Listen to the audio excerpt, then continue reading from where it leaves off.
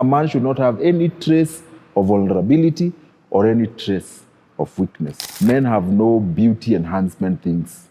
The best they can do is just dress well or probably do a haircut. They don't have makeup, they don't have all those things. As we were empowering girls, empowering women, we forgot to empower this young man or these boys of how to handle an empowered woman. Hi, my name is Odhiambo Obat. I am the chairperson, Chanuka Association, and a youth advocate, and this is the Bold and Beautiful Stories. You see, the society is made up of so many aspects. There's the religion, then there is culture, and so many other things that make up a society. And if you look at all the components of a society, a man is expected to come out strong. Even in religion, a man is told is the stronger one, the woman is the weaker sex. And so being brought up, being programmed to always show strength, now coming to tell you now to express emotions or feelings that are deemed weak by the society, it's a bit difficult for a man. Because all along from the day you were born to the day now you become a man, when now we call you a man, probably 18 and beyond, all we have told you is be strong, be strong. Even when you're playing outside as a child, when a boy gets hurt, okay, they can cry, but don't wail like a girl. You're told, enough, that is enough, you have cried enough, man up, wipe your wound, clean your wound, go and continue playing. So now when you become a man and now all of a sudden you're being told you can now portray other emotions, other feelings that the society will deem weak, becomes very difficult for a man to do. So I think the society needs to change how it raises men, because this is not a one-off thing. It's not something that we'll talk to men today and tomorrow we expect them to change. We should start from the younger generation and raise them, embracing the culture, embracing this, embracing the culture of you can portray feelings or emotions that are considered weak with the society. So again, a man might have low self-esteem, but it's not something they are allowed to talk about. Because man to man, men do not tell each other they look good. So to a man, it doesn't really matter whether you look good or not. The only time it matters if you look good or not is when you're not approaching the opposite sex, when you're approaching a lady. But as a man, if you're interacting with men, no one cares whether you're brown, tall, dark, handsome. It doesn't really matter. So this thing begins to matter now when the men, boys approach puberty, adolescence, and now they begin to have attraction to the opposite sex. So again, it is the girls or the ladies who now determine who is handsome and who is not. Because men growing up as boys, it doesn't really matter. They don't talk about looking good. Even if you were to engage in a conversation with teenage boys, they don't really talk about looking good. Probably dressing, but physique, that I like your biceps, I like your skin tone. No, we don't talk about, I like your hair. They don't talk about such things. So now navigating that again, you've already grown, not really caring about how you look physically. And then now you reach an age or a stage in life where now that really matters, where you'll be rejected because you're not light enough, or you're not dark enough, you're not tall enough, you're not big enough or small enough. Navigating those things again become very difficult. So men mask low self-esteem. It's something they don't talk about. It takes a lot of courage for a man to come and say they struggle with low self-esteem. Again, like I said earlier, this is an emotion that is considered being weak. So you don't believe in yourself. So who do you want to believe in you if you don't believe in yourself? Like, men won't really care if you have low self-esteem or if you don't have low self-esteem. So most men, again, mask low self-esteem with this fake strength, or I believe in myself. And that is now one of the root causes of toxic masculinity. In every society, there's a particular way, or a community, there's a particular way men look. So handsome, cute is very relevant. What is handsome in this community might not be handsome in another community. What is cute might not be cute in another community. So generalizing, beauty or handsomeness is what women need to stop doing. That this is the perfect picture of a man. You'll find that in other communities, they don't have tall people, they are all short. So you castigate an entire community based on this perfect picture of a man who is tall, dark, and handsome. But not every community, not every region let's say in this country, produces dark, tall, and handsome men. So just accepting people the way they are. If women can begin to accept men just the way they are, the way they were created, the way they look, and say, just the way you look, you're handsome. Just the way you look, you are enough. Then it will really help. Because you see, unlike women, men have no beauty enhancement things. The best they can do is just dress well or probably do a haircut. They don't have makeup, they don't have all those things. So this pressure of try and look this type of way to a man, when that pressure comes from a woman, it becomes too much. Because there's nothing much they can do to change how they look. Like I said, men don't have makeup. Men don't put on clothes that would slim their probably tummy or give them biceps or such things. Yeah. Toxic masculinity is a negative type of masculinity where you, like I said earlier, you are portrayed as a strong person. So you are always supposed to be strong.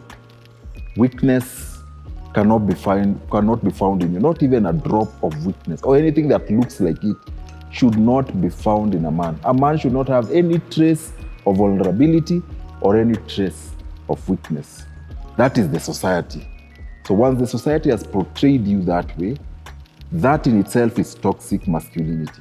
It means emotions like crying, feeling vulnerable, feeling tired, feeling weak are not allowed to be expressed by a man. I have male friends who overwork. And when I tell them, what time do you sleep? They tell me, men, we sleep when we die. And that is their motto. A man sleeps when they die. Even sleeping is considered being weak. If a man sleeps up until maybe 10 a.m., say today I'm sleeping, they'll be waking up and tell, man, in this economy, sleeping until 10 a.m. But if it is a lady, there is no problem. So that has made men hide everything that can be seen as a weakness. And so the society, I'll say again, the society has refused men to portray their weaknesses, men to portray their vulnerability. And toxic masculinity stems again from the society. Remember I said the society is made up of religion, culture, and all those things. So even in religion, even if you read the Bible, men are strong. They are men of war. They deliver people. Jesus, who is a man, dies for the world. And so you are here trying to be weak. And every time you go to church, when we talk about the male figure, all you see is that strong men, men who fought giants, men who fought wars and won, men who became kings, men who are prophets. In the political world, you see men who campaign and win elections. So there is no room for you as a man to portray your vulnerability and weakness. So toxic masculinity, again, is fueled by just how we raise men and the society in general. Wow, men will have to look for spaces where they can do that. Again, you have to be very careful as to where, as a man, you show your vulnerability. Remember, there are places they will not tolerate a vulnerable man or a weak man. So if spaces like religious spaces, if they allow for men to, if they have a program for men where they can seek counseling or men can show their vulnerability, then that's a safe space to do so. If you have a family, if your family allows you to say you're tired, you feel discouraged, then that can be a safe space to do that. But I would advise men, don't go to every man or every space and begin to say, I feel like giving up. I saw another man trying to kill himself by suicide. He was on top of a building. And there were men down here telling him, we have more challenges than you. If you want to jump, jump. We will take even your wife. That is how they were encouraging him. So I felt, wow, it's very hard being a man. Because this is a man who is talking to this other man and saying, what do? I feel like giving up in life. But they're not encouraging him. This is how they're encouraging him. If you want to die, you can die. We will take those things that belong to you, including your wife. So a man, again, should be very careful on spaces where they can be vulnerable. So if it's a place you can seek counseling, if it's group counseling, if it's a religious space, or if you have friends who you have developed a culture over time where you can be vulnerable to each other, then do that. But not on social media. I see men posting their vulnerability on social media. That is the wrong space to do such things, where everybody reads, and a majority of those who will read believe in toxic masculinity. So they are there thinking, what kind of a man is this? I've seen men being left by ladies just because they were vulnerable. Because other ladies also believe in this philosophy of toxic masculinity. So they say, I saw your guy crying on social media. Sure, what kind of a guy is that? That is the guy you want to marry. That is the guy you're calling your pillar of strength. And so just because of that, they were left. Crying is a human emotion, but again, it portrays vulnerability. Being overwhelmed by that emotion, being overwhelmed by pain. So here you are as a man being told, you are the pillar of strength. We look unto you for strength.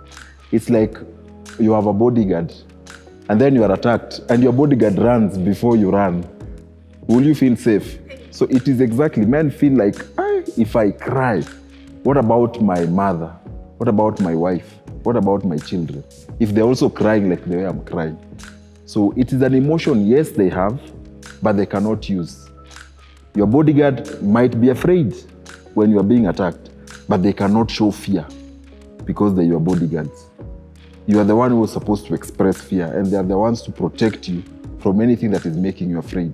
So a man cannot express, a man is not allowed by society. I'm not saying they should not, but they're not allowed by society to express weakness because the society as a whole looks up to them for strength. Even in war, you have read the UN Charter for War. They say when there's an outbreak of war, who do they rescue first? They say they're going for women and children.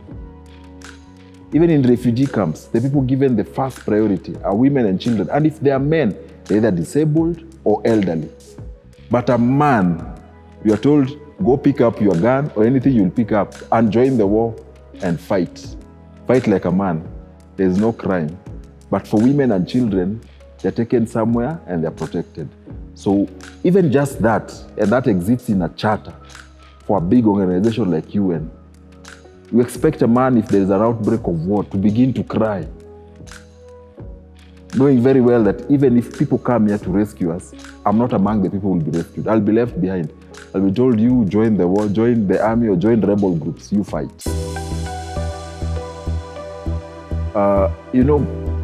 There's this thing that happened, the woke generation, where women were empowered.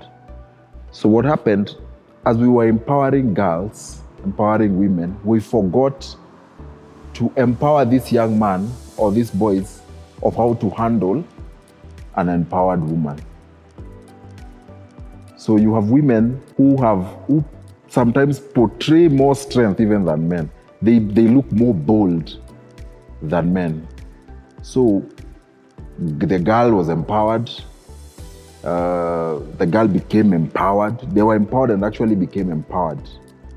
But they forgot to empower the man who's supposed to live intertwined in a society with that empowered woman. So the society failed men in that area. So look at even the society, how it looks when a girl child expresses anger and disappointment, they are approved. They are told, you are assertive. We like how outspoken you are. But if a boy child does the same, they're told, you are rude and arrogant. Those are emotions not supposed to be expressed by a man. So now you expect this girl and this man to live in the same society. This man will definitely not express any emotion or any feeling that has been associated by the girl that is considered weakness. They will not. It is not happening.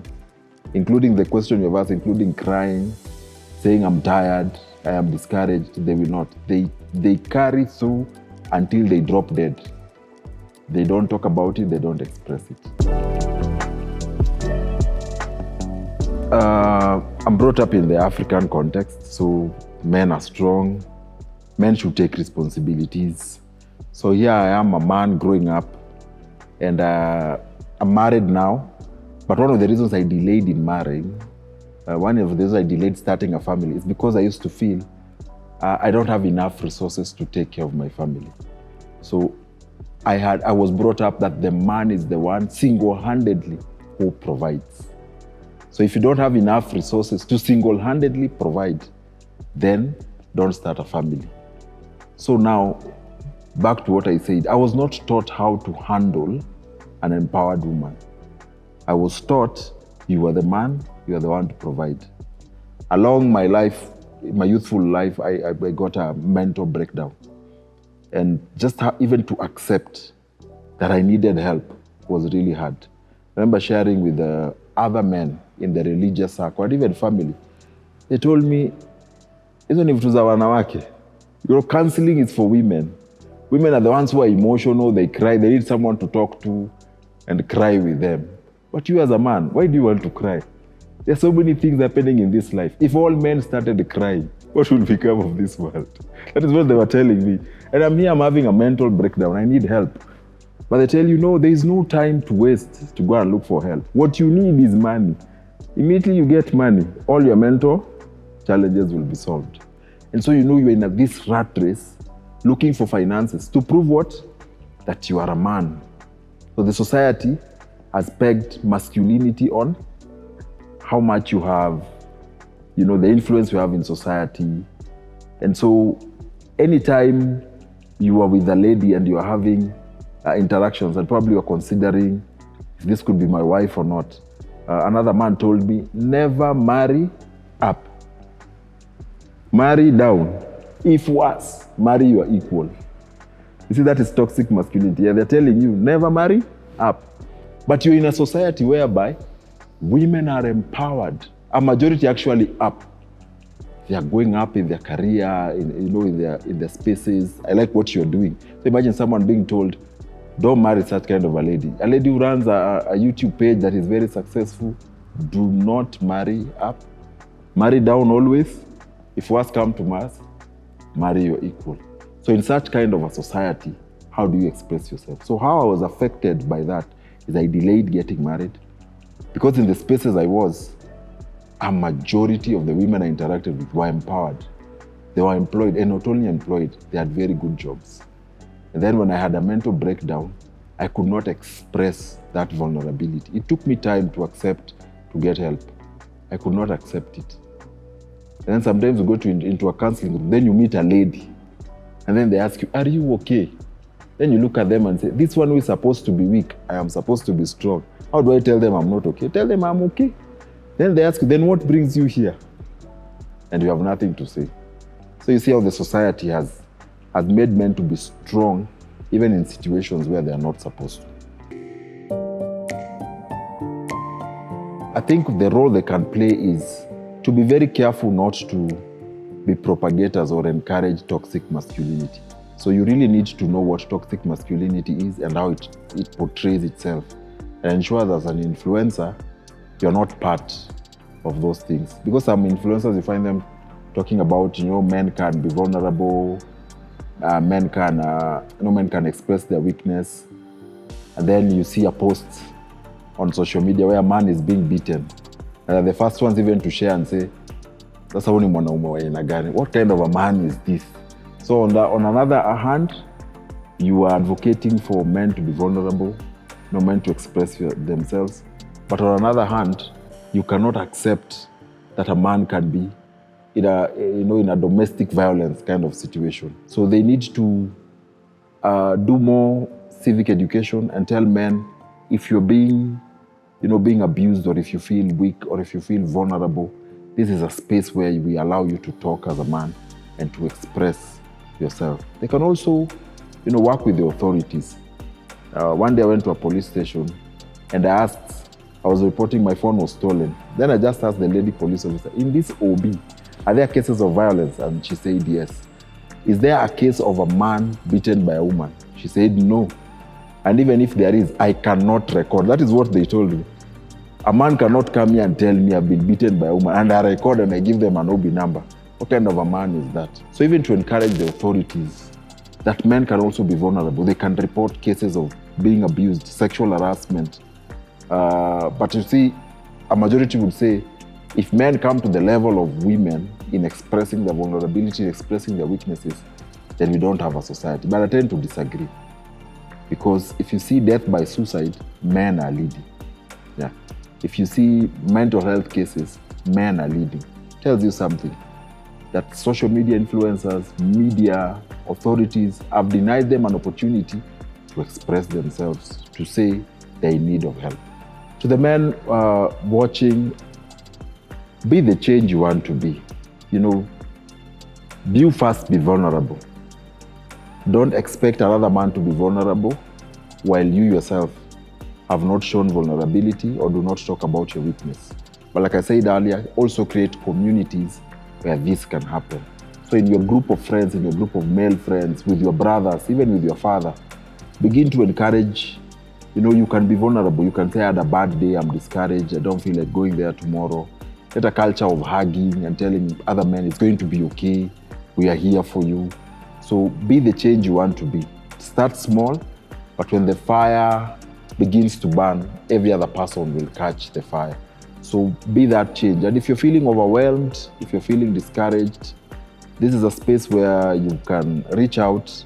We are available to talk to you. There are so many men programs right now in this country that help men navigate through challenges and difficulties. You don't have to go to drugs. You don't have to go to alcohol. You don't have to adopt a toxic life. You can reach out and we can plug you with communities where you can seek help and you can be helped. So don't die alone. There is a community of men who believe that men can be vulnerable. They can speak about what is, hurting them, and they can also be helped.